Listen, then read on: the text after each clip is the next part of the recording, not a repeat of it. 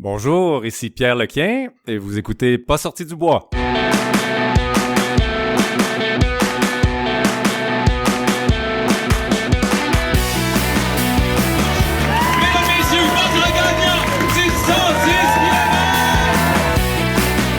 Si tu commences à te sentir bien en courant un ultramarathon, fais-toi-en pas, ça va passer. Grand champion du 125 km! Oh, que j'avais hâte de vous parler du petit nouveau de NAC, les mélanges pour boissons Ultra Énergie, des nouveaux drink mix spécifiquement développés pour les athlètes d'endurance qui viennent en deux saveurs, melon d'eau et lime. Tu pognes ton sachet, tu le mélanges dans 500 ml d'eau et paf! 650 mg d'électrolytes, 8 g de protéines, 1300 mg de BCAA, 55 g de glucides et 250 calories. Puis au-delà des chiffres, maudit que ça goûte bon. Pour l'essayer, ça se passe sur le nacbar.com puis je t'offre 15% de rabais avec le code promo pas sorti du bois, PASSORTIDUBOIS. Let's go, allez essayer ça puis je vous souhaite un bon épisode. Ouais, ben, on n'est pas sorti du bois, hein? Bonjour tout le monde, bienvenue à cet épisode numéro 100 de Pas sorti du bois. Je suis au Faux Mouvement accompagné d'une trentaine de personnes. On va avoir ben du fun parce que là, c'est un milestone important, mais je voulais le vivre en gang. Comme on fait à une file d'arrivée d'un ultra, on arrive, on prend une bière, on jase de notre course. On va faire ça aujourd'hui avec, je te proclame, le king du 100 miles au Québec. Épisode 100 miles, il y a de quoi là-dedans, hein? Pierre Lequien, bienvenue à Pas sorti du bois. Merci Yannick, c'est très gentil. C'est tout un honneur aussi de venir vivre ça avec vous et puis d'avoir ton invitation pour un épisode, un jalon aussi important que ça. 100e épisode, 100 000, on va avoir des belles choses à se raconter. Ben, je trouvais qu'il y avait un fit naturel, puis moi j'ai appris à te connaître dans les dernières années en suivant le trail au Québec, puis on voit le CV de Pierre Lequin, tu dis ok, les 100 000, il sait comment finir ça. On sait que c'est une distance qui est mythique, qui est difficile en ultra. Puis je vais vouloir qu'on rentre un peu dans le détail parce que quelqu'un qui en a fini, je pense, 18, si je me trompe pas? Oui, ben, si on compte le backyard de l'année passée, oui.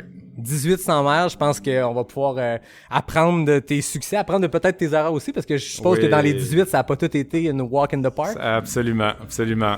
Ben parfait, on va pouvoir plonger là-dedans. Il y a eu des abandons aussi. Ah, des abandons, ben ça fait partie de la game. Absolument. Avant qu'on entre dans le vif du sujet, parlons de bière, parce qu'on en a beaucoup pour le monde ici, puis on a aussi, toi et moi, on a choisi la même. Oui. Qu'est-ce qu'on boit, Pierre?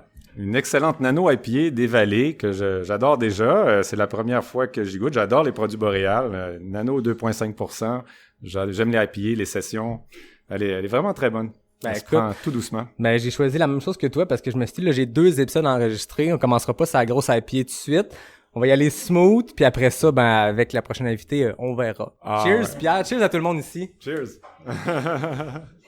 Là, le monde écoute, sont comme bon, c'est pas de différence à d'habitude. Là, il y a de la bière, il y a il y a un invité. La foule, on peut-tu vous entendre un peu? On applaudit Jean-Philippe qui rentre dans le café.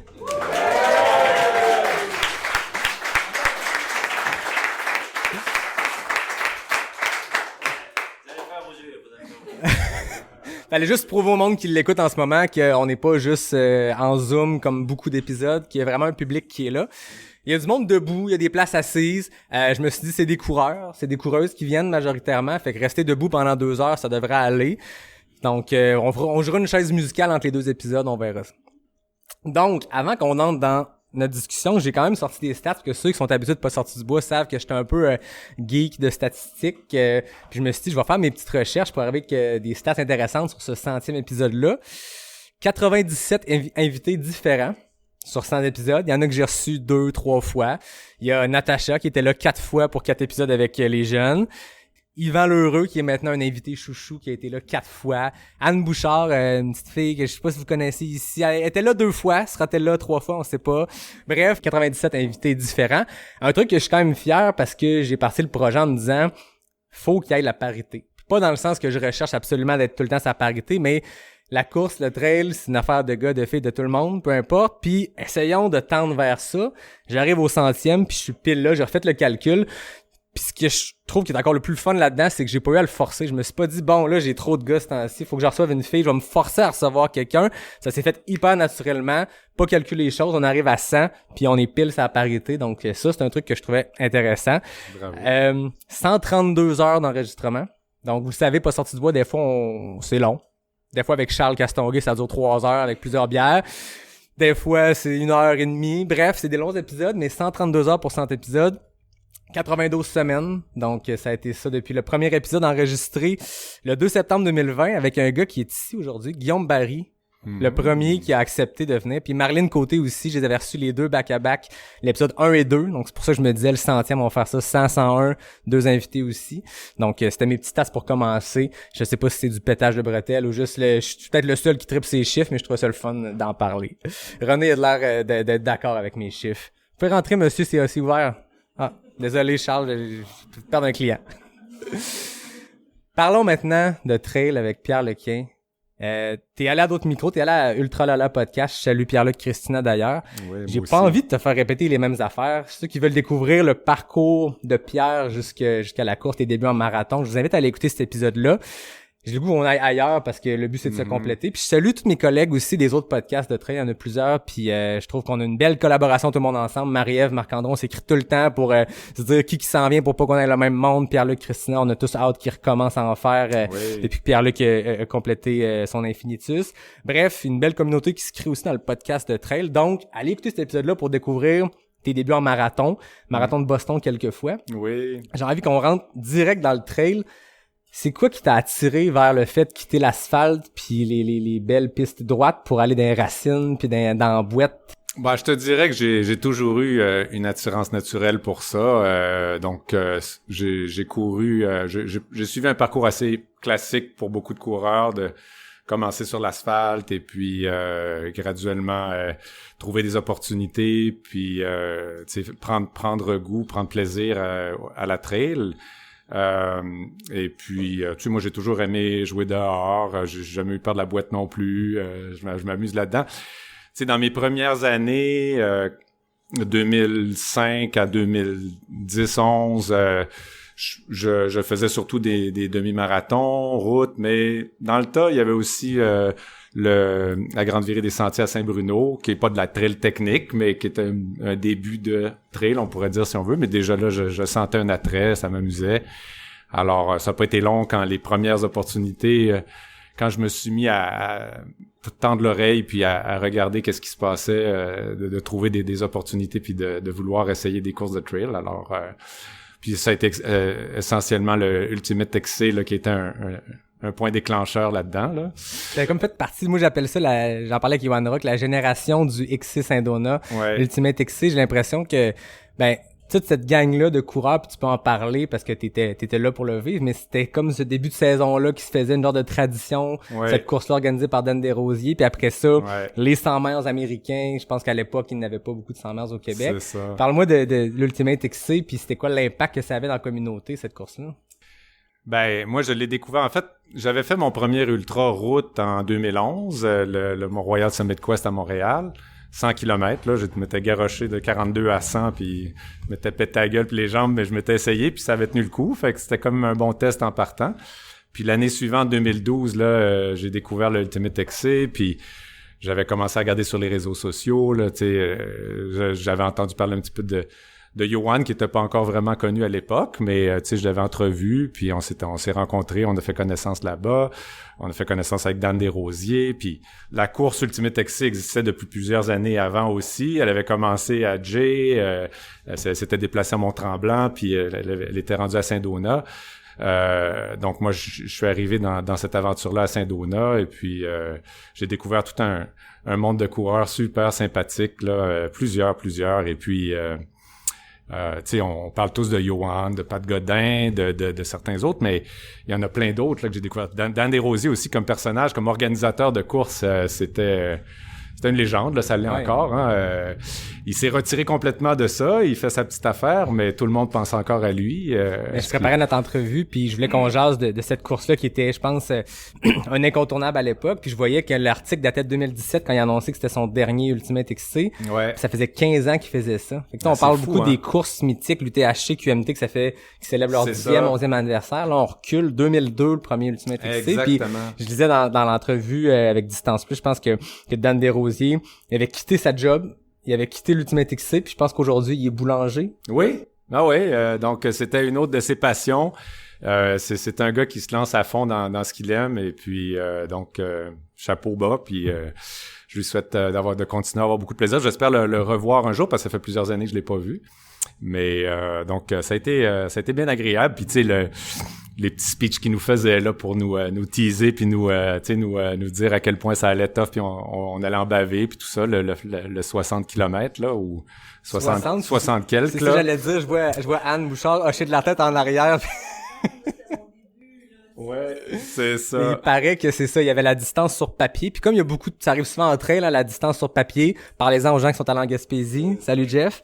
C'est ça, il y a la distance sur papier, il y a ce qui se passe. Même la clinique du coureur la semaine passée, c'était un 50 km qui a fait un 52, je pense, hein, ceux qui étaient là. Mais je pense que Dan a imposé ça dès le début. C'est ça. Parle-moi de ces speeches-là, de ce personnage-là de Dan. Oui, c'est un bon point. Tu sais, je veux dire, il nous mettait un petit peu en haleine, puis avec des éléments de surprise, puis tu sais, de rester humble par rapport à la trail, par rapport aux défis qui se présentent, et puis de rester aussi dans cet esprit-là de dire il va arriver plein d'affaires, il va y avoir plein d'imprévus, puis il faut vivre avec, tu sais, puis alors que quand on vient du monde de la route, tout est contrôlé. Les gens chialent quand le 21.1 km c'est un 21.3. Qu'est-ce qui s'est passé? Tu sais. Fait que c'est sûr que Dan nous en mettait nous mettait des défis de toutes les couleurs devant nous. Et puis donc 2012 a été très intéressant. Je me suis fait mes premiers amis d'ultra à ce moment-là. Puis je me suis aussi un petit peu familiarisé avec ce genre de défi-là. Mais 2013, la même course, ça a été une édition épique pour ceux qui l'ont faite, là. Ça a été un festival de boîtes là, incroyable. Pour les gens qui peuvent récupérer des vidéos de l'époque, là, il y avait... J'étais avec mes amis Benoît Beaupré, il y avait Michel Caron, Luc Hamel. En tout cas, c'est des gens des gens aussi qui ont tout un parcours. Puis en passant, je t'avais dit tantôt, là, mais j'essaie de mentionner des amis coureurs qui sont des gens de mon époque, mais des gens avec qui j'ai grandi là-dedans, tu sais, puis c'est vraiment... Excuse-moi, des fois je suis un petit peu émotif, ça arrive. Je prends une gorgée de bière en ce temps-là. Parfait, je vais compléter. Non, mais c'est ça, c'est que j'ai l'impression qu'il se passait quelque chose dans cette époque-là, parce qu'on dit encore que le trail est en développement, puis c'est un sport qui commence, puis que là, il y a comme son avènement, puis là, ça commence à grandir en popularité. Mais on parle du début du QNT, du début de l'UTHC comme étant les débuts, mais là, on recule encore avant ça, quand ces courses-là n'existaient pas, puis il y avait des gens qui en faisaient. Là. Oui, ça, tout à fait. Donc, comme tu disais, Dan Desrosiers avait commencé ça bien avant, et puis le monde de la trail, le monde des ultras existait depuis bien avant aussi, comme on le sait, avec Western States, avec Vermont, avec plusieurs autres courses mythiques aux États-Unis. Mais c'était vraiment un monde confidentiel, souterrain, les gens en connaissaient pas, là, tu sais... Moi-même, là, tu sais, j'ai commencé à courir en 2005, mais quand j'ai commencé à entendre parler d'ultra en 2010-2011, c'est quoi cette bébête-là? Là? J'avais pas eu connaissance avant. Là. Toi qui en as complété 18, la première fois que t'as entendu parler de la distance du 100 miles, te rappelles-tu ce que tu pensais de ça? Ben écoute, je trouvais ça un peu fou, effectivement. Là, tu sais, je me disais, ouais, comment on fait ça? Comment ça peut être possible? Mais je voyais bien qu'il y a des gens qui y arrivaient, donc je me disais... Tu sais, ça doit être réalisable. Et puis, ça s'inscrivait vraiment dans ce que je pensais que j'allais aimer, puis ça où intuitivement, je sentais que j'allais aussi m'amuser, puis tu sais, avoir des performances respectables sans être élite. C'était pas mon objectif de devenir élite de quoi que ce soit. Mais je sentais que j'étais un gars d'endurance, que tu sais, j'aime m'inscrire dans la durée, tu sais, fait que c'est... Puis effectivement, ça s'est avéré, c'est vraiment ça que j'ai senti à mesure que je me suis amusé là-dedans. Mais il y a tellement de facteurs, de paramètres physiques et mentaux. Il y a de la préparation, il y a le pendant, il y a l'après.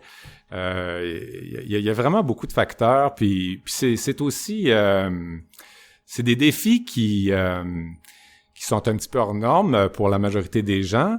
Mais finalement, c'est des défis qui sont quand même beaucoup plus à la portée des gens qu'on pourrait le penser. Là, tu sais, c'est une question de motivation. Tu sais, chacun choisit ses passions, choisit ce qu'il a envie de faire. Mais s'il y avait plus de gens qui s'intéressaient puis qui se passionnaient aux ultras puis à la trail, il y en aurait beaucoup plus qui pourraient en faire de ces distances-là. Donc, je veux pas, bien humblement, là, je veux pas dire que je fais quelque chose complètement hors norme. C'est quelque chose que, toi aussi, peut-être, je sais pas si tu me rejoins un peu là-dedans, dans ce que je dis, là.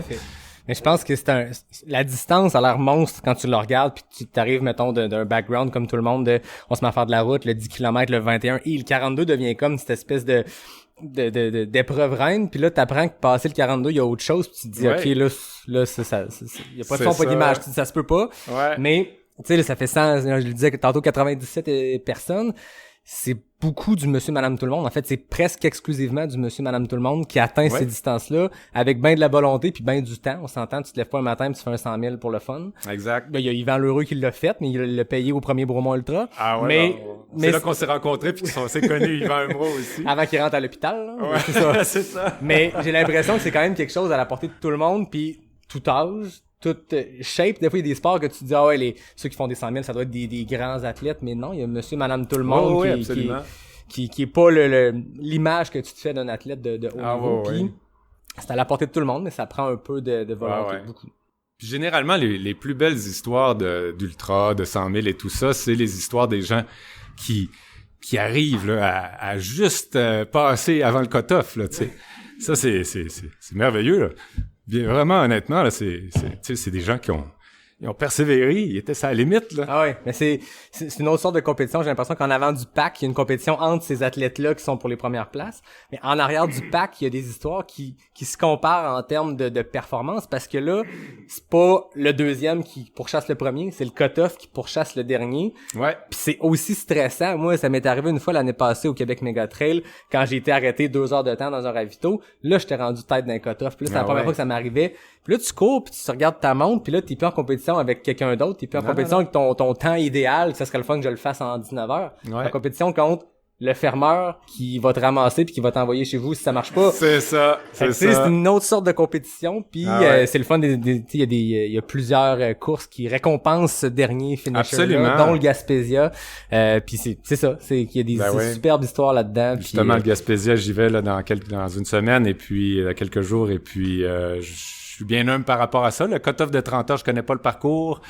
Je sais que je vais en baver. C'est pas un parcours roulant, donc ça va être un nouveau parcours à découvrir pour moi, là.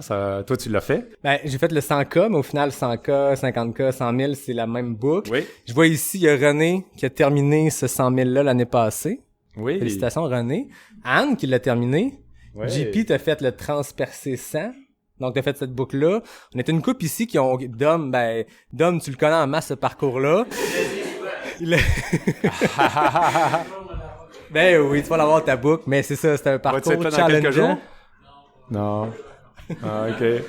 Mais je pense que tu vas avoir beaucoup de fun au-delà du défi physique qu'est cette course-là. Il y a de quoi de spécial qui se passe à Percé pendant le Gaspésia. C'est l'organisation. C'est comme n'importe quoi, on jase de la course, puis finalement, c'est toute l'histoire humaine en arrière, bien plus que l'épreuve elle-même, là. C'est ça. Nos autres plugs, d'ailleurs, par rapport à mes amis, si je vais à Gaspésia dans quelques jours, c'est essentiellement 2 de mes amis, Jean-Claude Lefebvre, Louis Arcan, avec qui je fais beaucoup de choses.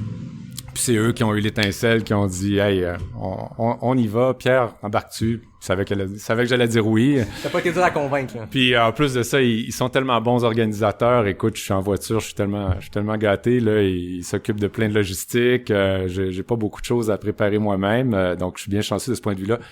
Continuons sur cette plug-là. Louis Arcan, je sais pas si tu connais ce nom-là. Non.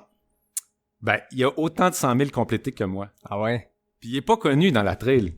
Parce qu'il est pas sur les réseaux sociaux, il est bien profil bas, tu sais, et puis on s'amuse beaucoup ensemble, mais tu sais, il veut pas faire parler de lui, il veut pas qu'on parle de lui, là, tu sais.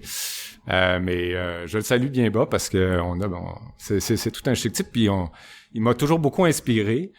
On s'inspire l'un l'autre, je crois, puis on a eu du plaisir ensemble. Ouais. C'est un gars que t'as connu à quelle époque? Ben, au tout début, en fait, à mon premier Vermont. En 2012. Qui était ton premier 100 000? Qui était mon premier 100 000.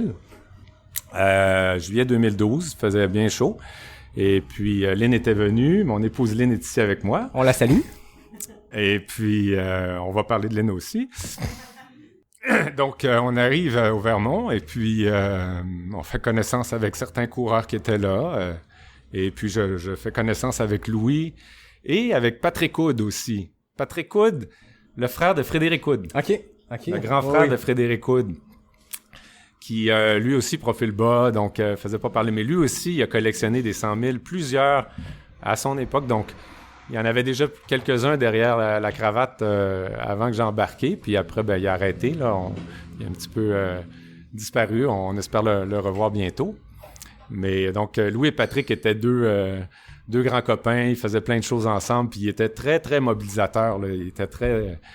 Fait que j'ai découvert un esprit de trail puis un esprit d'ultra très, très joyeux puis très entraînant avec eux. Là. Fait que ça m'a beaucoup embarqué. Comme dans toute bonne histoire de course, on ne parle que d'humains. T'sais, je veux dire, on parle de tes 100 000, on parle de tes accomplissements. Puis depuis tantôt, on tourne autour du pot des humains parce que c'est ça, au final, je pense qu'on vit. C'est ça qu'on vit aujourd'hui. Tu sais, tout du monde ici qui sont là, ils sont pas venus entendre parler de je veux l'accomplissement, je veux entendre parler quelqu'un de ce qu'il a vécu comme coureur. Puis c'est le fun de voir cette communauté-là, cette gang-là, que des liens que tu as créés en début de carrière ou en début de profil. Puis c'est le fun de voir que c'est des gens avec qui tu fais encore de la course, des gens avec qui que tu côtoies encore, des amis qui sont venus par le biais de la course. Hein. Oui, absolument. Donc c'est vrai, c'est totalement vrai. On se dépasse physiquement, mentalement, mais avant tout, on se crée des communautés, puis c'est extraordinaire. Fait que c'est ça, le monde de la trail évolue, le monde des ultras évolue, mais chaque époque a ses héros ou ses anti-héros, puis il y en a tout plein, tu sais, il y a plein de gens qui sont dans mon entourage, puis c'est des amis Facebook encore, je vois ce qui se passe avec eux, comment ils continuent à évoluer, tout ça, tu sais, tantôt je mentionnais dans les Ultimate XC, Michel Caron. Michel avait fait aussi une fois le Vermont 100 000, en fait la même année, 2012.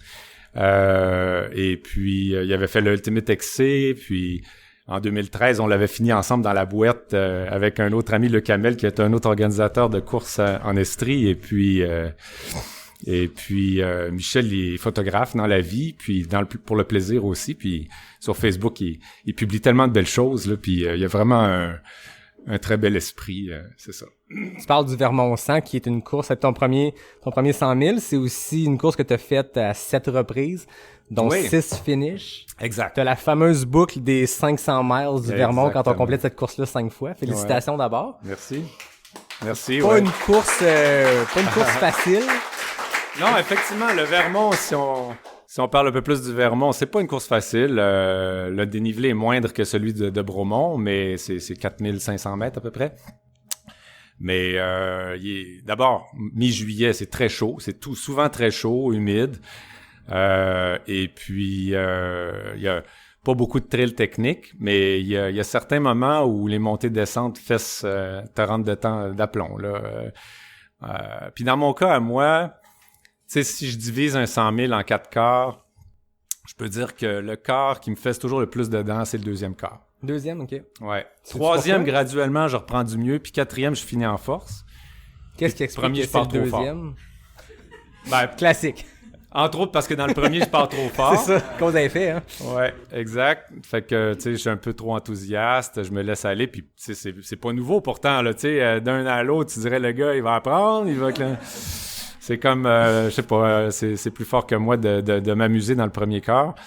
Mais on dirait que dans le deuxième quart, avec le passage quand on a consommé la majorité de ses glycogènes, puis que le corps doit commencer à transiter vers le mode diesel, vers utiliser les graisses, ben ça fait un changement, puis c'est comme ça se passe sur plusieurs heures, plusieurs dizaines de kilomètres, mais à un moment donné, une fois que c'est embarqué, ça va mieux, là, mais pendant le deuxième quart, il y a des passages à vide, là, il y a des passages difficiles. Est-ce que tu sépares toujours tes courses encore comme ça?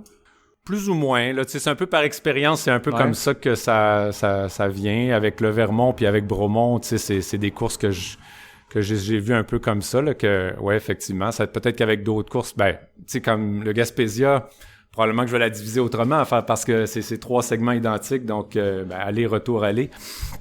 Donc, on va voir, là, comment ça va se passer, je vais l'apprivoiser à mesure. Mais oui, Donc, le Vermont, c'est très chaud. Et j'ai eu des éditions vraiment très, très chaudes. Puis la chaleur, c'est mon pire ennemi. Là. C'est vraiment le facteur avec lequel j'ai le plus de difficultés. Et puis, tu sais, il y en a que ça peut être d'autres choses, là. Mais moi, c'est vraiment le cardio. Les jambes sont bonnes. Les jambes sont très bonnes.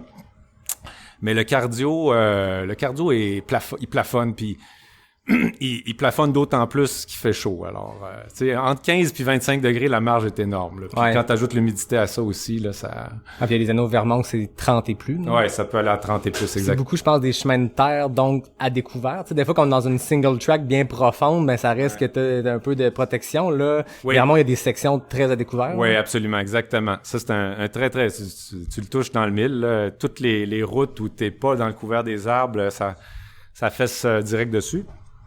Et donc c'est ça. Le dernier Vermont que j'ai essayé puis que j'ai abandonné, j'en avais réussi 6, puis là c'était mon 7e.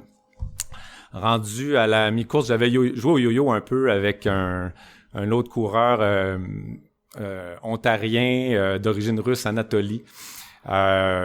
Et puis on s'est rendu à la mi-course, on s'est un petit peu alignés puis on s'est mis à courir ensemble. Et puis, il faisait extrêmement chaud. C'était, je pense, l'édition la plus chaude. Et puis, je l'avais appréhendé, je l'avais anticipé. Je me disais, faut que je vois qu'est-ce que je veux faire là, pour réguler la température du corps, tout ça. Le Vermont s'était bien préparé aussi. L'organisation, chapeau à l'organisation du Vermont, ils sont incroyables.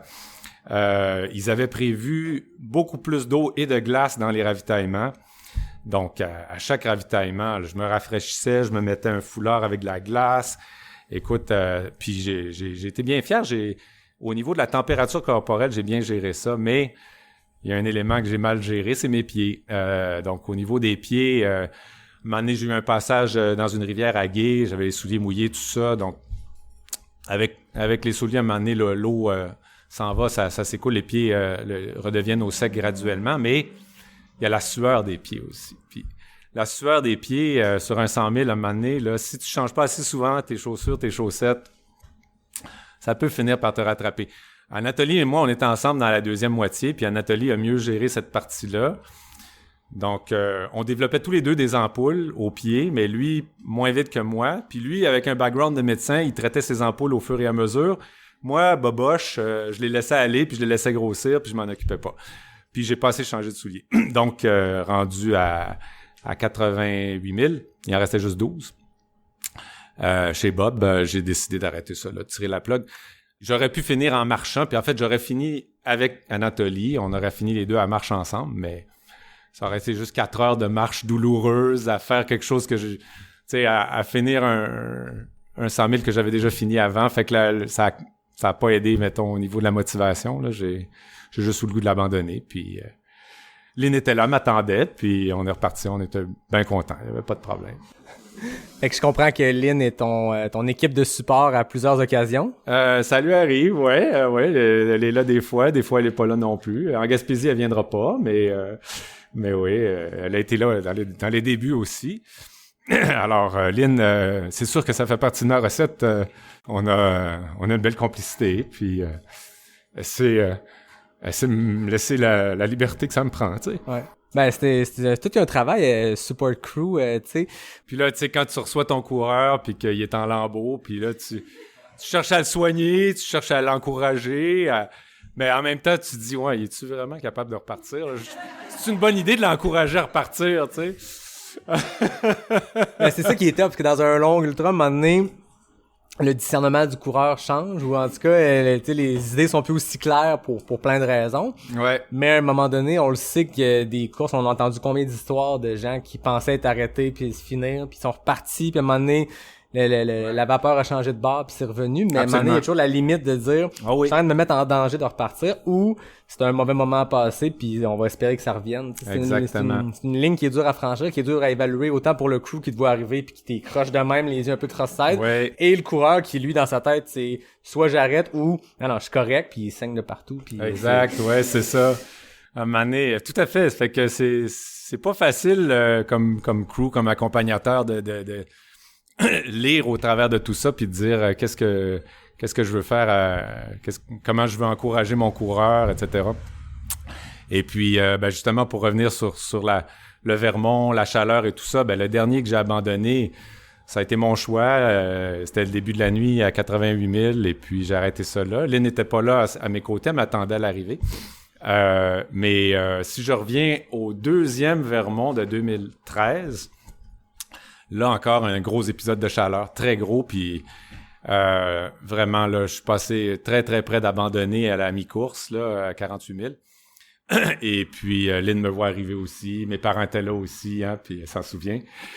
Et puis, écoute, à l'époque, il faisait la pesée comparative avant course, mi-course, puis 3/4 de la course. Et puis, j'avais perdu 7 ou 8 livres, là. J'étais comme, ouais, c'était tough, là, tu sais. Fait que, mais il y avait le médecin de course aussi. Il y avait aussi un médecin de course, écoute, à l'époque, là. Il m'a regardé, il m'a dit, tu sais, il m'a regardé dans les yeux aussi. Il m'a dit, ouais, prends ton temps, là, tu sais, assieds-toi, mange, bois, on va s'en reparler dans 25 minutes, là, tu sais, puis, tu sais, j'ai fait confiance, puis je me suis reposé, tu sais, cool down, et puis j'étais parti trop fort aussi, là, encore une fois, et puis j'étais capable de repartir en marchant tranquillement, et puis il y avait mon ami Louis Arcan qui était là aussi, j'ai rattrapé, on a fait des bouts ensemble. Et puis finalement j'ai très bien fini là. Je veux dire, j'ai fini dans un temps comparable à l'année précédente alors qu'il faisait beaucoup plus chaud, fait que j'étais très content, mais tu sais, ça avait été borderline. Si je compare encore un autre 100 000 qui est un des derniers, qui est en 2017 dans l'Ouest, qui a été Sinister 7, ça a été un abandon avec la chaleur aussi, mais là ça a été sinistre en termes de chaleur là. Ça a été épouvantable, il faisait 36 degrés. Puis là encore, pas de couvert d'arbres à beaucoup d'endroits, là. On était dans des routes de gravelle à différents niveaux d'altitude. Puis juste le gros soleil qui plombait. Puis tout le monde entend parler maintenant des canicules puis des feux en Colombie-Britannique. C'est un peu les débuts, là. C'est 2017. On avait pris un beau 2 semaines de vacances, Lynn, notre plus jeune fille Alice et moi. Au bout de puis ça se terminait à la fin des 2 semaines avec cette course-là. Quand on avait commencé nos vacances, la météo était assez relaxe, c'était le fun, tout ça, mais graduellement, la chaleur augmentait. Puis là, on était rendu à... C'était début juillet. C'était quoi déjà la date, Sinister? En tout cas, c'était... 10 juillet. Ah, tu t'en souviens? Non, mais je sais que cette année, c'est le 10 juillet. Ah, OK! Fait que je t'écoute. OK, ouais. Bon, c'est excellent, on pourra s'en reparler. Ouais, non, écoute, fait que c'est un format assez spécial à 7 segments avec des grands ravitaillements principaux puis des petits ravitaillements secondaires. Donc, il y avait mon ami Jean-Claude Lefebvre et sa blonde de l'époque qui étaient là. Il y avait moi. Il y avait Sébastien Côté qui était là. OK. Et puis, écoute, il y a eu 80% d'abandon, là. Ça a été débile mental. Mais moi, quand j'ai arrêté après trois grands segments, là, je me rappelle plus à combien de milles j'étais rendu, peut-être 36 000 ou je me rappelle plus exactement. Mais là, intuitivement, là, j'étais à un autre niveau que ce que j'avais senti en 2013 à Vermont. Là, j'étais proche du coup de chaleur, je crois. Là. Fait que, tu sais, j'avais l'intuition que je pouvais m'arrêter, je pouvais faire un cool-down, je pouvais repartir pour un 4e segment, mais il y avait le cut-off de 30 heures qui était très agressif, mais il y avait aussi le risque élevé que je sentais là, du coup de chaleur, puis que je savais pas ce qui allait se passer dans le 4e segment. Là. Fait que j'avais vraiment pas envie, puis j'avais entendu parler un peu de ça, là, des coups de chaleur, mais ça peut être grave, là, tu sais. Ouais. Fait que non, j'ai jamais regretté cet abandon-là. Là. Fait que Sébastien Côté, lui, a été le seul Québécois à le terminer. C'est tout à son honneur. Il l'a terminé en 28 heures, 27-28 heures. Il y avait aussi sa blonde qui était un crew de feu. Parlant de crew, là, c'était extraordinaire. Et Lynn était là aussi, mais elle était pas... Je lui avais demandé de pas être mon crew à la course. Je voulais pas qu'elle vienne me voir souffrir. Alors, elle avait du plaisir à faire du kayak avec notre fille Alice. T'anticipais que ça allait être difficile? Ouais, je savais que la chaleur allait monter, mais à ce point-là, je pensais pas. Là, Lynn a été surprise là, quand je lui ai annoncé que j'arrêtais, là, mais ouais. Mais Sébastien, il y avait une tolérance à la chaleur extraordinaire. Alors, chapeau bas. Parlant de chapeau, on avait chacun, tu sais, moi j'avais ma casquette, lui il avait son espèce de gros chapeau d'aventurier. Là. Alors, il y avait des places dans les petits ravitaillements ou avec des petits ruisseaux, là, on se remplissait nos chapeaux, nos casquettes, puis on se mettait ça sur la tête. Ça aidait un peu, mais dans mon cas, c'était pas suffisant. Dans le cas de Sébastien, ça faisait la job, puis il était capable. Fait qu'il y a une question de tolérance à la chaleur. Ouais. Mais je pense que c'est la bête noire de bien des coureurs au Québec qui ont, je veux dire, on a des chaleurs l'été, mais on s'entraîne plus souvent qu'autrement dans des températures plus froides, tu sais, soit l'automne, printemps ou même l'hiver. Puis chaque fois qu'on arrive dans des premières canicules, ben c'est rough, à un moment donné, le corps s'habitue, mais on a 3 mois où il y a potentiellement des grosses chaleurs, fait que on s'habitue pas comme quelqu'un qui vient en Californie puis qui arrive à Western State puis qui est quand même habitué à ça. Mais c'est ça. La tolérance à la chaleur, c'est de quoi que je pense qui est assez commun chez les coureurs québécois. Là. Ouais, l'acclimatation insuffisante, etc. Puis c'est ça. Mais en même temps, on est peut-être mieux acclimaté pour les défis d'hiver, les défis au froid, fait que c'est notre avantage à nous. Ouais, c'est ça, exactement. Ouais. Côté entraînement, ça ressemble à quoi? Parce que t'en fais depuis très longtemps.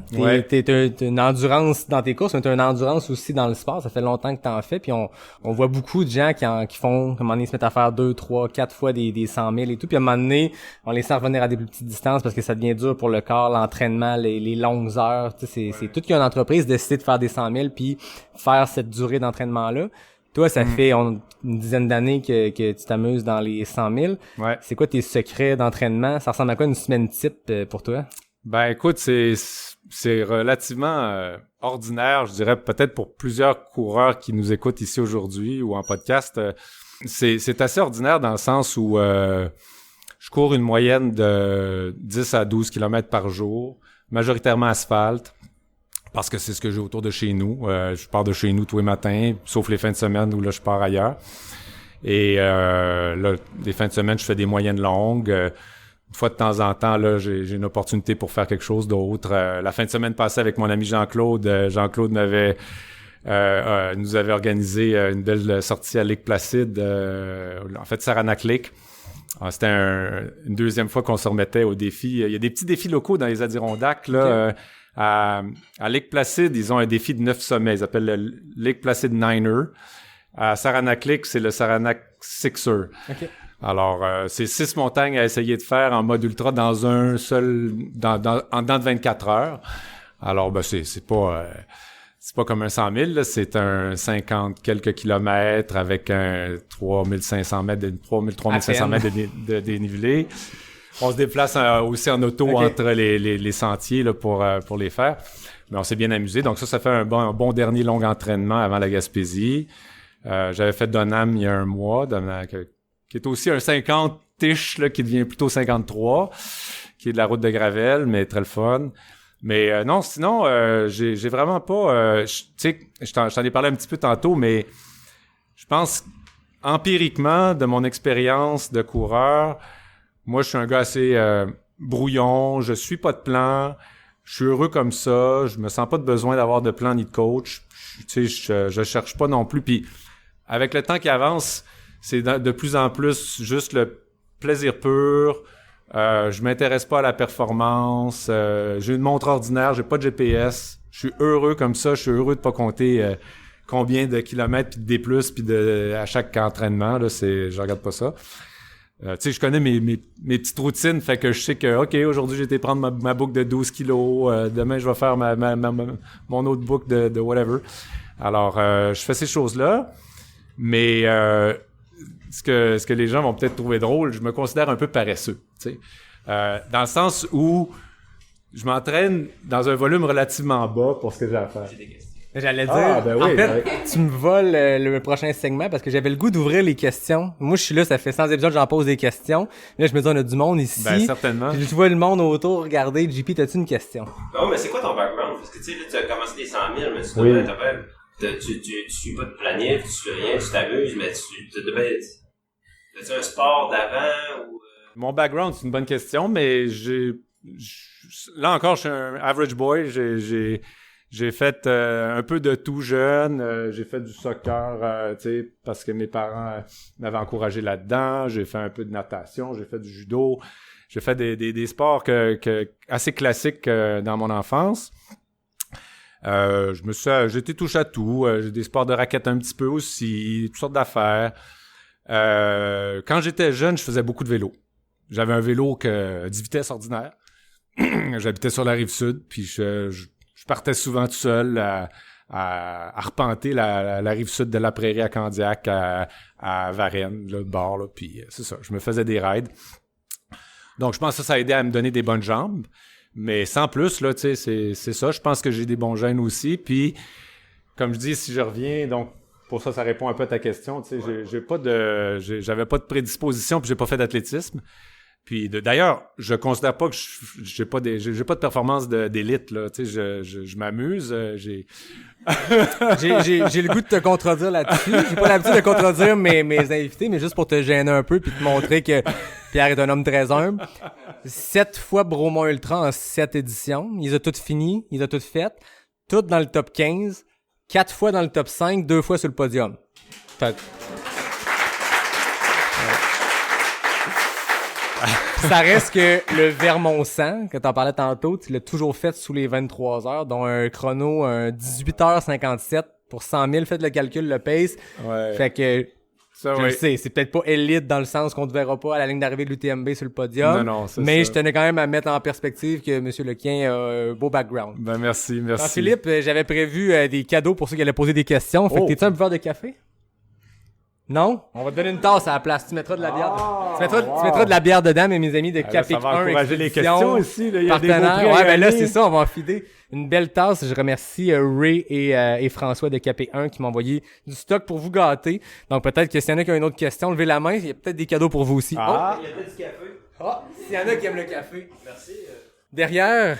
Tantôt, vous disiez, pour se rendre à des longues distances comme ça, c'est beaucoup de la motivation, mais après plusieurs années, plusieurs 100 000, c'est quoi la motivation? Tu sais, c'est rendu Très bonne question. qui touche dans le derrière. Ton nom, s'il vous plaît? Laurence, T'aimes-tu le café, Laurence? oui. Ben écoute, Arctic Winter Dark, Pepe, pendant que tu viens le chercher, on va laisser Pierre répondre à ta question. Super. Alors, merci pour la question. Puis oui, c'est une excellente question, effectivement, parce que d'année en année, c'est la motivation, c'est jamais quelque chose de gagné, c'est c'est quelque chose à renouveler, c'est quelque chose qui évolue dans le temps. Les premières années qu'on court puis qu'on se fixe des objectifs, on a certaines idées, puis on se forge des motivations, etc. Après ça, tu sais, quand on l'a fait quelques fois, quelques années, on a un peu le feeling been there, done that, what's next, qu'est-ce qu'on veut faire. Mais dans mon cas, moi, dans ma personnalité, c'est vrai que j'aime retourner aux mêmes événements, j'aime les collectionner, comme certains disent, là. Le Vermont et le Bromont en particulier, mais j'ai aussi la Massanutten que j'ai été trois fois, puis un DNF aussi une 4e fois. Puis plusieurs autres courses plusieurs autres courses avant ça aussi là de route, des demi-marathons, des marathons. Ça m'amuse de retourner année après année. Puis on revient au volet des gens dont tu parlais tantôt. La communauté des gens qu'on retrouve dans ces courses-là, autant les organisateurs, les bénévoles, les autres coureurs, les accompagnateurs. C'est un petit monde, puis on a beaucoup de plaisir avec ce monde-là. Puis c'est ça. Ben, maintenant, qu'est-ce qui a fait, par exemple, que je me suis inscrit au Gaspésia cette année? C'était même pas de mon impulsion à moi. Je me disais, ouais, peut-être que j'en aurais assez de faire juste le Bromont en octobre, là, parce que je suis sur une séquence que je veux continuer. Mais c'est mes amis Louis et Jean-Claude qui ont été l'étincelle, qui ont dit, ah, Pierre, on va s'amuser, on sort de la COVID, là, on va en profiter, etc. Donc, let's go. Fait que c'est beaucoup les gens, ça fait beaucoup partie de la recette de la motivation, de s'amuser entre amis, et puis de se faire des nouveaux amis aussi, et puis de voir des nouveaux aussi percer, là. Il y a plein de gens, puis persévérer aussi. Tu sais, j'ai envie de parler de gens qui persévèrent. Si on reparle du Bromont, ben il y a un Québécois qu'on sait qui s'en vient dans 2 semaines au Western, qui est Vincent Gauthier. Ben Vincent, ça fait plusieurs fois qu'il s'essaye au Bromont, puis à chaque fois il arrive quelque chose, tu sais, blessure au genou, indigestion, toutes sortes de situations, des bad luck. Pourtant il se prépare, il travaille fort. Ben à chaque année il revient, tu sais, il revient parce qu'il va finir par y arriver. Ouais. C'est ça. Fait que Ben, tu sais, le 100 000, si c'est l'objectif de la personne, parce qu'après ça, chacun son ultra, chacun son Saint Graal, mais ça reste que c'est une distance qui est très difficile à compléter parce qu'il y a plein de facteurs, mais il y a tellement d'histoires de gens qui l'ont essayé 1, 2, 3 fois, puis ça peut prendre du temps, puis c'est correct, puis c'est normal parce que on apprend de ça, puis on parle de ton parcours, puis on blague le roi du 100 000 et tout, mais il y a des DNF à travers, il y a des faux pas, mais je pense que ça fait partie de la game, comme n'importe quoi, là, c'est pas exclusif à l'ultra, mais ça demeure que c'est ça, faut se casser la gueule quelquefois, puis des fois se casser la gueule c'est pas un DNF, mais c'est une fin de course pénible, puis on apprend quelque chose. Puis tantôt tu parlais des soins de tes pieds. Je sais pas si ceux qui ont fini le Gaspésia ou qui l'ont fait ici vont être d'accord avec moi. Prends soin de tes pieds parce que moi j'aime dire que cette course-là est construite pour que tu aies les pieds mouillés tout le temps. T'as un beau ravito avec ton changement de bas puis d'espadrille. 2 minutes et demie après t'es trempé à la vette. C'est ça. Hein? Prends soin de tes pieds. Les ravitaux sont pas bien positionnés pour garder les pieds au sec. En fait, je pense qu'ils sont très bien positionnés pour te garder les pieds mouillés. OK, c'est bon. Ouais, mais c'est ça. On apprend de chaque course. Puis, Exactement. Donc, c'est bon à savoir. À ce moment-là, tu sais, j'espérais... je pourrais vous demander un peu plus de détails sur le Gaspésia après parce que j'ai pas étudié en détail la position des ravitaillements et tout ça, mais j'espérais justement à la leçon du Vermont, de dernier DNF que j'ai fait, d'essayer de me garder les pieds plus au sec, mais ce sera peut-être pas possible. On va voir. C'est un défi.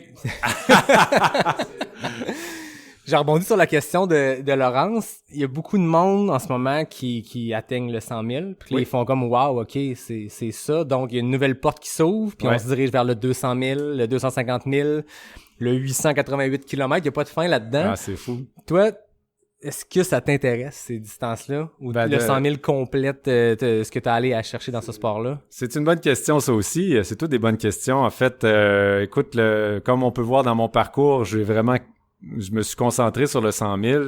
J'ai pas encore essayé le défi du 200 000, comme certains de mes amis, comme Pat Godin, comme plusieurs autres.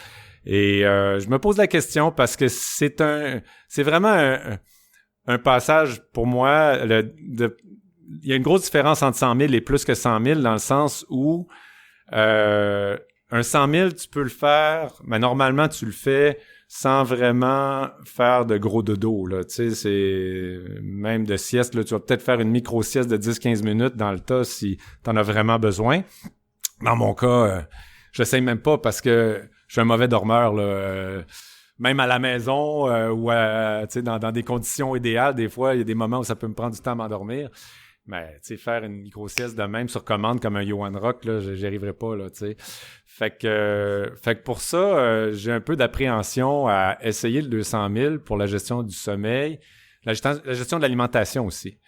Parce que l'alimentation, là, il faut vraiment que tu arrives à rouler plus lentement, puis rouler... Puis être capable de gérer un apport calorifique qui va te faire tenir le coup jusqu'à la fin. Alors qu'un 100 000, moi, mon expérience, j'ai réussi à gérer ça avec vraiment un minimum d'apport calorifique, là. C'est essentiellement des sucres rapides, des sodas, des fruits, des choses qui se digèrent très, très facilement.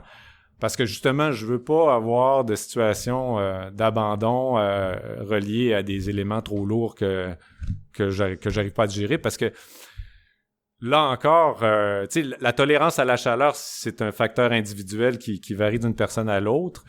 Tu sais, que tu peux aussi t'acclimater, tout ça, mais la digestion en course en est un autre. Tu sais, il y a certaines personnes que je vois manger des chilis, des burgers, des plein d'affaires dans un 100 000. Je dis, wow, bravo, tant mieux si ça te fait du bien, puis que tu le digères, puis qu'il t'a servi à quelque chose dans ta course, tant mieux. Mais moi, personnellement, oublie ça, ça va servir à rien, ça va juste me nuire, là. Mais au Vermont, je me suis déjà essayé. Il y a un ravitaillement mythique au Vermont qui s'appelle Margaritaville. Puis ils te servent des burgers que tu peux manger un quart de burger, puis des margaritas, puis même des fois d'autres choses, là. Puis, Oui, c'est ça. Il y a aussi... Ouais, c'est ça. Mais encore là, tu sais, bon, l'alcool... une petite shot de bière ou une petite shot de margarita ou même dans un autre ravitaillement en Virginie, une petite shot de bourbon. Tu sais, à certains moments, ça peut se prendre pis c'est du sucre. OK, ça va passer, c'est correct. Rendu là. Mais un chili ou un burger, c'est autre chose, là. C'est autre chose à manger, là. J'aime qu'avec Pierre, c'est comme un chili, pas sûr. Un shot de bourbon, let's ouais. go. Ben, c'est ça. Mais c'est quoi ton plan de match? Mettons une course, là, Bromont, ça fait 7 fois que tu le fais. Ouais. C'est quoi, comment tu sépares ta course côté nutrition? Ben, comme je te dis, je mange pas beaucoup, donc c'est les ravitaillements. Je regarde ce qui m'est offert. Tu sais, j'ai pas... la majorité de mes 100 000, je les ai fait sans crew. Les premiers, il y avait Lynn et mes parents au Vermont. Mais après ça, assez rapidement, je me suis dit non, je vais essayer de m'organiser par moi-même. Parce que aussi, tu sais, je voyais que les 100 000 m'offraient suffisamment les excellents d'organisation avec les beaux ravitaux, les bénévoles m'offraient des choses qui me convenaient, là, les fruits, les sodas essentiellement, et puis quelques autres petites choses que je grappillais, mais en faisant attention, là. Donc, à ce niveau-là, ça me suffisait.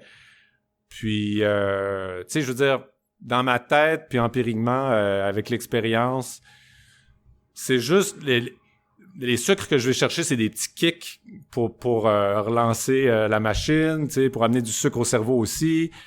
Mais la majorité des calories, il faut que je les ai en moi en partant, là. C'est pas pendant la course que je vais aller chercher des calories, des apports calorifiques significatifs pour ma course, là. Donc, c'est comme des petits boosts, là. C'est surtout ça, là. Toi, tu mets sur ce que t'as déjà. Ouais. Tu sais, j'ai quand même du gras, là, ça. Ouais, tu peux perdre 7-8 livres sur une première moitié de 100 000, tu l'as ça. compté tantôt, mais on dirait, moi, je te regarde, puis... Sinon, là, tu parles du Gaspésia cette année. T'as-tu des courses bucket list? T'en as fait des mythiques, là. Le Vermont, c'est un des plus vieux 100 000 au monde. Massanutten, Virgil Crest aussi. Ouais. Y a-tu des choses qui restent à cocher sur ta liste de courses? Ben, écoute, il y avait une course que j'étais supposé faire en 2020, je pense. Je m'étais inscrit avec mon ami Martin Rouillard. Martin, un autre de mes bons amis ultra exceptionnels que je voulais mentionner. Comment ça s'appelle en Georgie? Grosse course, Cruel Jewel. OK. Cruel Jewel, mais encore là, finalement, elle a été annulée avec la COVID et j'étais quasiment content, là. Parce que c'était la grosse chaleur et la grosse humidité au mois de mai en Georgie. C'est à la mi-mai. Tu sais, pour nous, il fait encore frais ici, mais là-bas, c'est déjà l'enfer, là. Fait que, puis c'est une des très, très tough en Amérique du Nord. Fait que, tu sais, oui, j'avais envie de la faire, mais en même temps, je l'appréhendais beaucoup pour la chaleur. Alors, quand elle a été annulée, ben, je me suis pas réinscrit après. Mais là, je me laisse aller un petit peu au gré des opportunités avec mes amis, comme le Gaspésia. Je cherche pas, c'est vraiment pas important pour moi de viser des courses, des événements particuliers.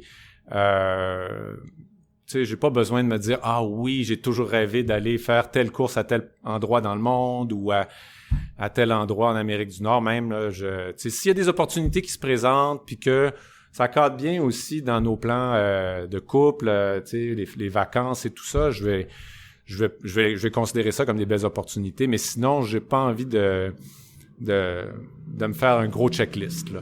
Puis je me sens un petit peu aussi, bien humblement, là, en fin de carrière, là, de 100 000, là. Je sais pas combien de temps je vais continuer à en faire. Je vais essayer de m'accrocher au moins au Bromont chaque année. Après ça, je sais pas, on verra, mais à chaque fois que j'en fais une, je me dis, ouais, je commence à être vieux. Faire ça, là, moi, c'est tough, là. Y a tes projets d'après-carrière de 100 000? Juste la durée, m'inscrire dans la durée, continuer à courir régulièrement, presque tous les jours. Tu sais, je fais un volume de 4000 km par année, à peu près, puis de façon assez régulière à l'année longue. Puis c'est vraiment le volume dans lequel je suis heureux. Puis, tu sais, c'est la zénitude, la méditation de courir tous les jours, là, c'est tout simplement ça, là. Donc, les ultras, c'est toujours la cerise sur le sundae maintenant, là. Fait que si j'en ai d'autres qui m'arrivent, tant mieux, mais c'est pas des choses que je me suis pas fait une planification quinquennale, là. Ouais, j'aime ça, j'aime ton approche super décontractée, une approche du sport qui est dans le plaisir, qui est de se dire les courses c'est la cerise sur le sundae, mais ça reste que c'est ça, puis je l'ai répété 1 million de fois, puis les auditeurs peut-être qu'il y en a qui vont être tannés, mais faut aimer le processus, puis faut aimer courir tous les jours, puis s'entraîner parce que des 100 000 ou des 21K, peu importe c'est quoi ton objectif, t'en as pas 10 dans l'année. Ouais. Sauf certaines personnes, on les salue, mais de Ouais. manière générale, on a quelques cerises sur le Sunday dans l'année. Ouais. Fait qu'il faut aimer le processus pour 52 semaines par année, 300 quelques jours à sortir courir, faut aimer le processus. Ouais. Puis c'est ça que j'entends dans ton histoire, c'est il y a des 100 000, il y a des courses, mais on s'en va triper avec des amis là-bas, mais au quotidien, il y a un bien que ça te fait. Là. Ouais, exactement, c'est ça. Fait que c'est des beaux trips de gang, des beaux trips d'amis. Fait que essentiellement, il faut ça fait vraiment partie là de l'anticipation puis de la motivation de dire wow, là je m'en vais en Gaspésie avec certains de mes meilleurs amis, on va triper en gars. Du début, partir jeudi, le jeudi en auto, rentrer le lundi, on va avoir du fun bout en bout là.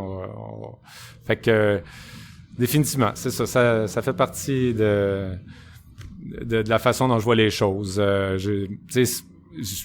Par opposition à dire il y a telle course que je veux vraiment aller faire, fait que il va falloir que je me fasse un couloir puis que j'y aille tout seul puis que là en tout cas je veux pas ça là, je veux vraiment m'amuser entre amis là. C'est ça. Ben je pense que ce que tu viens de dire va rejoindre beaucoup de monde. Je regarde René sur le site qui est à ma gauche, où il y en a plein, tu sais je pense que la plupart du monde c'est ça qu'ils vont rechercher dans l'ultra, puis en tout cas, ça fait du bien de t'entendre. Je pense qu'on veut tous être des Pierre Lequien quand on va être grand. Ah ouais, c'est bon. Est-ce qu'on a d'autres questions pour Pierre? Oh, je vois Kim derrière qui a levé sa main. Ah. C'est quoi tu juges être ta compétence forte pour être finisseur d'autant de 100 mètres?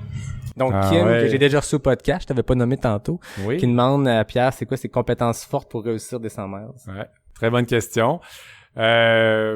Compétences fortes, oui, du café. Du café, Kim. Compétences fortes, je dirais que, au niveau, c'est sûr que je pense que j'ai un bon mix mental physique. Tu sais, je me compte très chanceux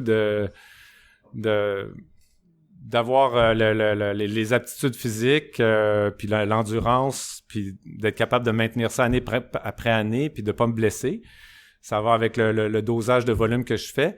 Puis en course, c'est vraiment au niveau mental, la confiance que j'ai acquise, je pense aussi avec le temps, tu sais, de savoir, de connaître mon processus dans une course, comment ça va se passer, même si d'une course à l'autre, puis d'une année à l'autre dans la même course, ça va changer. Il y a des choses qui vont être différentes, il y a des bad luck qui vont arriver. Donc, tu sais, je suis capable de gérer les petits bobos, je suis capable d'appréhender certaines choses aussi. Je traîne pas dans les ravitaillements. Puis dans le dernier quart de course, c'est drôle, dans le dernier quart de course, il y a quelque chose qui se passe parce que il y a toujours le combat entre ta tête et ton corps, et ta tête et ta tête aussi, parce que tu sais, t'as des deux parties de toi qui se battent ensemble, qui se disent ah ouais, on continue, non, arrête-moi ça, qu'est-ce que tu fais là, c'est ridicule. Puis tu sais, je pense qu'il y a des processus naturels là-dedans, tu sais, de protection. Mais rendu dans le dernier quart d'un 100 000, si les choses vont pas si mal, même si tu marches, même si tu n'arraches, la plupart du temps, sauf exception, j'ai eu des abandons aussi, mais la plupart du temps, on dirait que le côté qui veut t'arrêter finit par abandonner, finit par dire what the fuck, tu sais. Puis le corps, il dit t'as tellement abusé de moi, là. Ah ouais, prends ce qui reste. Wow. On sait quel extrait utiliser pour teaser l'épisode. D'autres questions? J'ai vu des mains se lever. Natacha? Moi, c'est un commentaire, en fait, qui est presque... En fait, c'est un truc presque aussi secret que les invités que tu avais ce soir ou aujourd'hui. C'est que, en vous regardant, M. Leguet, on se connaît pas, là. Non. J'ai trouvé le truc vraiment pour rester longtemps dans la course. C'est d'avoir du plaisir. Absolument. À le faire. Ouais. Tant dans l'entraînement, dans les événements, tu sais, pour Ouais. durer dans le temps. Ouais. Aussi longtemps, c'est ça. Absolument. Puis, Absolument. Ça beau, je le vois dans les yeux, dans le cœur. Tu sais, Anne, c'est la même affaire. On a un ultra ici, tu sais, pile de... Ouais. C'est ça le secret. C'est le vrai secret. Absolument. Fait que c'est juste un commentaire. Ça mérite une Très beau tasse. commentaire. On va la garder pour quelqu'un d'autre. Mais t'as vraiment raison. Le plaisir avant tout, dans tous les aspects, la camaraderie, le plaisir de l'entraînement, le plaisir de le faire. Puis quand on le fait, des fois, il y a des moments beaucoup plus durs, mais on pense toujours aussi, on revient sur le volet plaisir, on revient sur on est là pour avoir du plaisir, on est là pour se dépasser, pour apprendre des choses sur soi-même. Le plaisir est aussi sur les choses qu'on apprend sur soi-même. Ouais. Il y avait une question? Ben oui, Guillaume, il veut une tasse. Guillaume, viens chercher ta tasse, pose une question au micro. Mais viens la poser au micro. On va essayer ça. Hein? Je vais en profiter pour me mettre debout, je vais être mieux. Question Clairnac? Non, pas du tout. Moi, j'ai une question, en fait, qui n'a pas rien à voir, mais pendant 30% de ton temps, tu cours 10 km par jour. Ouais. Puis les 70% du temps qui sont pour toi, ton travail, qu'est-ce que tu fais, en fait, tous les jours? Ouais, ben, Est-ce que c'est un métier où tu vas t'arracher, ou est-ce que tu as besoin de ce côté de course et de 100 miles pour se dépasser, pour voilà. très En bonne gros, question, ça aussi. voilà. Ouais. Merci, Guillaume. Oui, ben écoute, je suis un ingénieur de formation, mais gestionnaire dans les télécoms. Je suis chez Bell Canada. Je suis dans la division des ventes aux grandes entreprises, et puis donc j'ai des grands clients. Et c'est un travail qui a rien à voir avec la course. Et puis définitivement que la course est très importante dans mon équilibre personnel. Je pense que pour probablement beaucoup de gens, là, tu sais, je me suis rendu compte avec le temps à quel point j'avais besoin de ma dose quotidienne, absolument. Donc, ouais. Oui, c'est ça. Guillaume? Moi, j'ai une question rapide, c'est bizarre. Oui. Je veux savoir, dans ton hygiène de vie de tous les jours, tu me sembles pas un gars qui a parlé de blessure une fois. Oui. Mais c'est quoi ton truc ou ton... Qu'est-ce que tu considères le plus... l'élément majeur qui fait que tu es blessé, sous-sommeil, c'est tu Dominique demande, c'est quoi le secret de la longévité de Pierre dans la course sans se blesser? Et je vois Lynn qui rit. Donc, je sais pas si la réponse va être drôle, mais j'ai vu du coin de l'œil la femme de Pierre qui a trouvé ça très drôle comme question. Elle fait dire qu'il se blesse pas.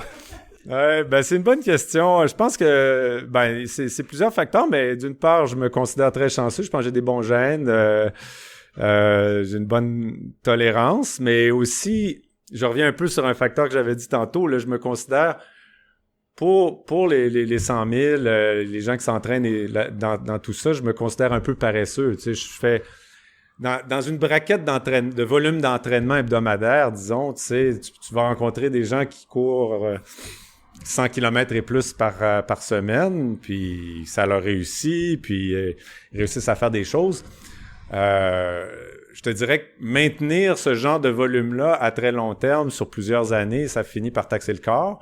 Alors, ça te prend encore plus de résilience et de bons gènes pour tenir le coup sans blessure. Puis les blessures peuvent venir de plein d'endroits. Dans mon cas, comme je suis un peu paresseux, ben tu sais, j'ai eu des semaines de 100 km et plus, mais en majorité, j'ai des semaines de 70-80 km.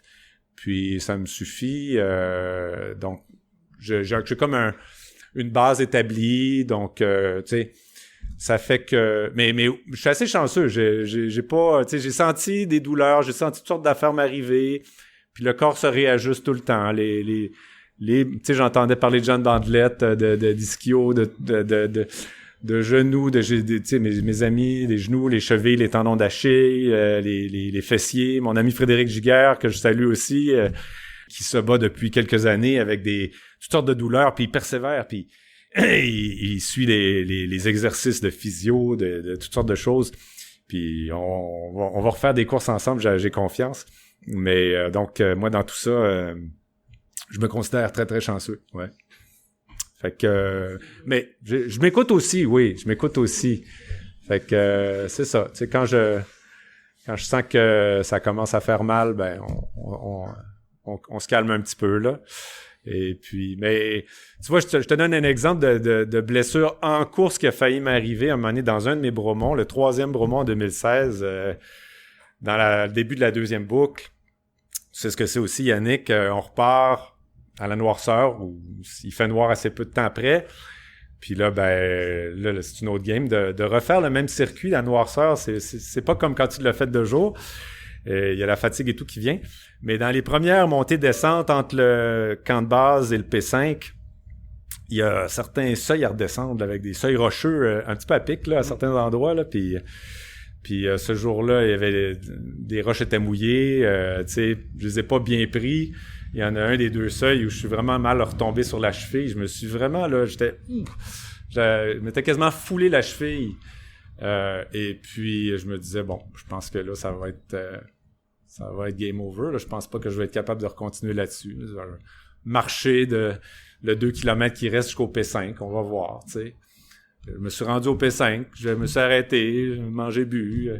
Je vais essayer de repartir, j'ai reparti. Puis graduellement, je te dirais, c'est le miracle de la machine, là. Ça s'est replacé, j'ai été capable de trotter, puis recommencer, puis éventuellement à recourir aussi. Puis finalement, j'ai évité la foulure de justesse, mais tu sais, c'est des petites choses comme ça, des exemples, là.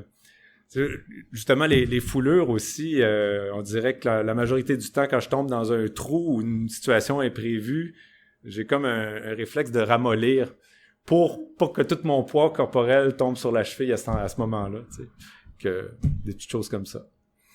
Mais non, je me compte chanceux, j'ai des bons gènes. Tu disais que tu regardes les jours, c'est la régularité. Oui, la régularité, c'est vrai, ouais. Je pense qu'il y a des tensions dans le corps aussi, là. Je prends pas très bien soin de moi, là. Je fais jamais de physio, je vois jamais de masso, je vois personne. Mais, tu sais, des fois, je me sens toute tendue, mais le corps s'ajuste, Juste quelqu'un, tu vas je sais pas, mais pour l'instant, ça continue à fonctionner parce que mon volume est bas. Tu sais, si je m'entraînais, si je voulais arriver, là, aller faire telle course, puis arriver avec telle performance, puis m'entraîner 2 fois plus que d'habitude, peut-être que je me blesserais. C'est aussi simple que ça. C'est fort possible. Anne-Marie, t'as une question? Tu venir la poser? J'avais juste une question par rapport à l'entraînement. Là, tu dis que tu fais beaucoup de volume, mais en termes d'intervalles, t'en fais-tu?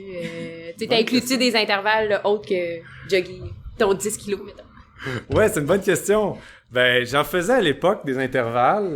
Il y a eu quelques années où, en fait, 2013 à 2015, avec mon ami Jean-Claude, je m'étais rallié au club de course je faisais plus de courses sur route puis plus de marathon à l'époque aussi. Je m'étais rallié au groupe de McGill avec Doris Langlois. Tu connais Doris? Entraîneur exceptionnel. Et puis, je suis resté vraiment en mode entraînement de groupe. Là, c'était pas un entraînement individuel ou personnalisé. Mais à ce moment-là, j'ai fait beaucoup d'intervalles avec lui. Ça a vraiment payé. Dans les années suivantes, là, j'ai eu des performances meilleures dans mes courses. Une entre autres étant le Vermont juste en dessous de 19 heures. Tu sais, mais un marathon en dessous de 3 heures. Tu sais, ça a vraiment payé. Mais après ça, j'ai juste surfé sur la vague. J'ai fait de moins en moins d'intervalles, puis maintenant, j'en fais presque plus jamais. Là, c'est très rare. Mais c'est parce que... Hein? Ça répond bien à la question. J'aime à quel point t'es honnête. Oh oui! On a transparence à 100%. Mais encore là, tu vois, on parle de gens, puis on parle d'avoir du fun entre amis. Si je me rejoignais à des groupes de course, puis qu'il y avait des intervalles prévus dans les groupes de course, sur une base sociale, je pense que je réembarquerais puis je ferais encore des intervalles. Mais comme je m'entraîne la majorité du temps solo, je suis un peu paresseux. J'ai pas envie de suivre un plan. J'ai pas envie de... des intervalles. En tout cas, c'est drôle. C'est intéressant. Ouais. Est-ce qu'il y avait d'autres questions avant qu'on passe aux questions avec l'arnaque? Comme tu dis, c'est honnête. C'est oui, 100% honnête. Ceux qui écoutent, vous le savez. Si vous êtes ici, vous le savez aussi. On termine toujours avec nos questions avec l'arnaque. 10 questions, faut que tu répondes le plus rapidement possible. Puis attention, les records sont toujours faits en vrai, en présentiel. Donc, pas de pression, mais Yvan Lheureux, 10 secondes pour 10 questions. Je serais pas capable de battre ça. Mais tes témoins étaient là dans les escaliers du Cap-Blanc quand Yvan a fait ça. Et Joanie Desroches a fait ça en 12 secondes. Donc, c'est quand même rapide. On les salue. Wow. Je sors le chrono. Je vais essayer de faire ça vite, parce que là, je me le fais dire, moi, par les auditeurs quand je vais pas vite. Fait que, tu peux couper des bouts, là, si tu veux. On va faire du montage, 8 secondes. Tu me dis quand t'es prêt, puis on part. OK. Route ou trail? Trail. Café ou bière? Café. Sentier roulant ou technique? Technique. Crew ou drop bag? Drop bag. Question NAC, bar ou gaufre? Gaufre. Boîte ou racine? Racine. Bâton, pas de bâton? Pas de bâton. Été ou hiver? Été. Coke ou Mountain Dew? Mountain Dew. Bromont ou Vermont? Bromont. 19 secondes. Je savais que je serais pas vite. Ouais, on a bafouillé un peu les deux, mais on peut l'applaudir.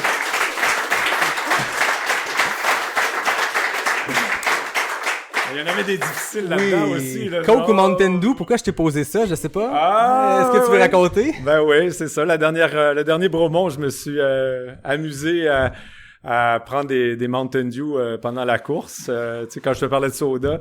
Puis Lynn, entre autres, m'a aidé un petit peu à ce moment-là. Là, je lui avais demandé à certains points de me fournir une bouteille à la sortie d'un ravitaillement pour que je la transporte avec moi. Fait que je m'étais acheté 6 bouteilles de 700 ml. J'en ai bu 5 sur 6, je pense. Ça a bien marché. Pas d'intervalle, mais du Mountain Dew. Et voilà, ouais. La potion magique. Pardon? Bourbon Mountain Dew, exactement. On va essayer des nouveaux cocktails, c'est une bonne idée. On va appeler ça le Pierre Lequien. On va checker ça. C'était les questions avec Claire NAC. Je tiens à remercier NAC, qui est le partenaire officiel du podcast. Puis ils ont aussi, eux aussi, des petits cadeaux. Dom, tu vas mériter une Capic, parce que toi aussi t'as posé une question tantôt. Capic avait des cadeaux. NAC aussi a quelques cadeaux. Premièrement, à la diffusion de l'épisode, surveillez les médias sociaux, parce qu'il y a un concours. On va le faire plus largement pour tous les auditeurs. Surveillez les médias sociaux de Pas Sorti du Bois. Il va y avoir un beau concours pour gagner 2 cartes cadeaux de 100$ chez NAC. Et parce qu'il y a du monde qui écoute, il y a du monde qui se sont rendus ici à 1h15 d'entrevue, vous allez peut-être mériter une chance de plus. Dans le concours, utilisez l'emoji grillon. Sans dire pourquoi, on va doubler vos chances si vous utilisez l'emoji grillon quand vous allez participer au concours. Fait que je lance ça. Autre chose qui est vraiment cool, vous savez que le podcast, tout le monde qui utilise le code promo Pas Sorti du Bois, 15%, mais c'est un code unique. Là, pour le 100e épisode, NAC a été généreux. Donc, du moment de la diffusion de l'épisode ce mercredi jusqu'à dimanche le 19, si vous allez sur le nacbar.com avec le code promo Pas Sorti du Bois 100, PASSORTIDUBOIS 100, vous avez 20%. Fait que vous avez 4 jours au moment de la diffusion pour aller essayer ça. Puis, au-delà des codes promo, au-delà des cadeaux, je tiens à remercier la gang de NAC parce que je disais tantôt, Guillaume était un des premiers à croire en le projet. Il savait pas c'était qui écrivait pour participer à un podcast. Puis, ça a bien été 100 épisodes plus tard. Marlene aussi, mais NAC très rapidement à l'époque, William, Min et Nicolas Dan qui étaient chez NAC à l'époque ont cru dans le projet. C'était les questions avec Claire NAC à partir du tout début. Ensuite, ça a été NAC comme partenaire officiel dès l'épisode 12 quand j'avais reçu Mathieu. Donc, je les remercie. Je suis chanceux d'avoir des partenaires qui croient en le projet. Ça permet de pouvoir continuer d'en faire comme ça puis de recevoir des gens inspirants. Donc, je remercie NAC, je remercie Pierre, qui est venu de Montréal, de Saint-Lambert, si je me trompe pas, pour participer au podcast. Je suis très honoré, de un, que tu viennes au podcast, mais de deux, que tu te sois déplacé avec ton support crew. Donc, un grand merci d'être venu à Pas Sorti du Bois. On salue Lynn de m'endurer depuis toutes ces années dans ces niaiseries-là. J'avais prévu un remerciement pour quelqu'un qui m'endure aussi, mais je remercie tout le temps David Hébert qui signe le design graphique. Je remercie toujours Fred Desroches qui a fait le thème musical. Je remercie toujours NAC, mais je remercie pas assez souvent ma blonde Jenny qui est là. Ça a été mon support crew pour Bromont, pour le QMT. Elle m'a vu dans des états pas possibles. Elle m'a vu quand ça va bien aussi, puis à Bromont, j'arrivais en dansant dans un ravito. Mais elle est aussi le support crew de Pas Sorti du Bois. Là. Je disais tantôt 130 quelques heures. Ça, c'est juste le moment assis à quelqu'un à jaser. C'est beaucoup de temps. J'aime le faire, mais j'ai la chance de compter sur quelqu'un qui m'encourage là-dedans. Fait que je la remercie. Donc, mon support crew. Elle aime beaucoup ça, se faire gêner comme ça. Puis je remercie surtout les auditeurs. Ça fait 100 épisodes que vous écoutez Pas Sorti du Bois. Il y en a une trentaine ici, il y en a des milliers ailleurs. Je dis toujours milliers. C'est pas que je compte les chiffres, mais j'ai vu cette progression-là d'épisode en épisode. Puis c'est le fun de voir que cette communauté-là s'est créée autour du podcast. J'aime toujours ça, même si ça me fait toujours un peu rire quand je me fais crier dans une course. Hey Yannick, on est pas sorti du bois! Elle est bonne, votre joke, je l'aime, puis ça me dérange pas que vous la disiez, mais je trouve ça bien mal fun. Donc, merci Pierre, merci à tout le monde qui est ici. C'était le 100e épisode et je remercie le Faux Mouvement. Charles et toute l'équipe, c'est trippant que vous nous ayez accueillis ici. Ceux qui connaissent pas le Faux Mouvement à Québec, ben c'est le lieu de regroupement des cute le mercredi matin, mais le Faux Mouvement est super impliqué dans la communauté de course à Québec. C'est pas juste un café, c'est plein d'autres choses. Donc Jean de Québec, si vous cherchez une gang pour courir, si vous cherchez une place où acheter des vêtements, parce que tu peux t'acheter un espresso et des Norda et des vêtements, venez rencontrer l'équipe ici. Donc merci Charles, merci tout le monde. Bravo. Puis à tout le monde, ben on va applaudir. Puis à tout le monde, je vous dis à la semaine prochaine pour le 101e épisode de Pas sorti du bois qu'on enregistre dans 5 à 10 minutes. Donc, merci tout le monde, puis à la semaine prochaine.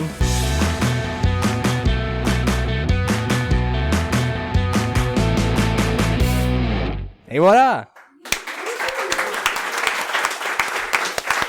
Merci Pierre. Merci.